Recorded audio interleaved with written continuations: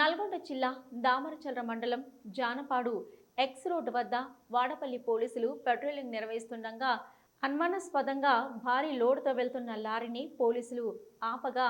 ఆ వాహనాన్ని ఆపకుండా వెళ్తున్న లారీని ఆంధ్ర తెలంగాణ చెక్పోస్టు వాడపల్లి వద్ద పోలీసులు అదుపులోకి తీసుకొని తనిఖీ చేయగా అందులో 22 క్వింటాళ్ల అక్రమ రవాణా పీడీఎస్ బియ్యంగా గుర్తించి వారిపై కేసు నమోదు చేసినట్లు వాడపల్లి ఎస్ఐ తెలియజేశారు. ఈ వాహనం ఆంధ్ర ప్రాంతానికి వెళ్తున్నట్టుగా తెలియజేస్తూ పూర్తి వివరాలను విచారణ అనంతరం వెల్లడిస్తామని వాడపల్లి ఎస్ఐ ఇరుగు రవి తెలియజేశారు.